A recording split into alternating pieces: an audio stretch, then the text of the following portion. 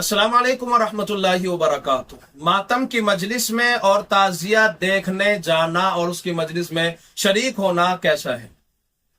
आप जानते हैं मुहर्रम उल हराम के अंदर 10 मुहर्रम तक हमारे यहाँ आपने देखा होगा, खास तौर पर बर्रे सगीर के अंदर अपना हिंदुस्तान है, पाकिस्तान है, या कह लीजिए कि बांग्लादेश है, या इसी तरह और दूसरे और भी करीबी मुल्क है जिनके अंदर ये मातम की मजलिसें होती हैं, या इसी तरह से जो है ताजिया देखा जाता है, निकाले जाते हैं 10 मुहर्रम को, ये सब कुछ होता है।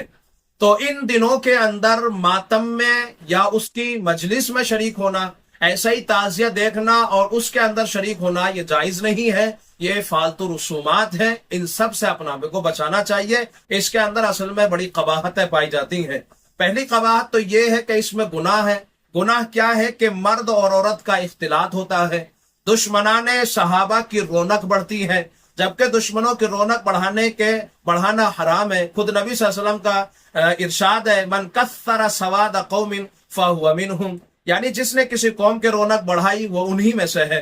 तो ये एक बहुत बड़ा गुनाह है, इसलिए अपने आप को इन मजलिसों से बचाना चाहिए। दूसरा गुनाह इसमें यह है कि जिस तरह इबादत करना और देखना और उससे खुश होना बाइस अजर सवाब है, इसी तरह गुनाहों के कामों को देखना, गुनाहों के कामों के ऊपर खुशी का इजहार करना, जाहिर है कि मातम के मजलिस में जाना और ताजिया लगाना या देखना या उसकी मजलिसों में जाना, ये सब भी गुनाह के काम है।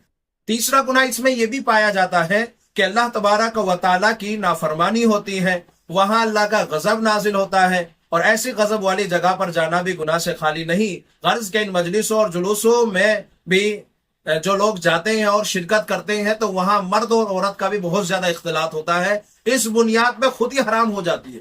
अगर किसी जगह पर दीनी बातें हो रही हो, दीनी मजलिस लग रही हो, लेकिन वहां पे मर्द और औरत एक साथ मिलकर बैठ रहे हो, तो ये मजलिस लगाना खुद इस्लाम के अंदर नाजायज और हराम हो जाता है। चूंकि मर्द और औरतों का इख्तिलात इस्लाम पसंद नहीं करता, बल्कि ये खुद एक गुनाह बन जाता। तो गए थे सवाब के लिए से और आ रहे हराम काम कर गए।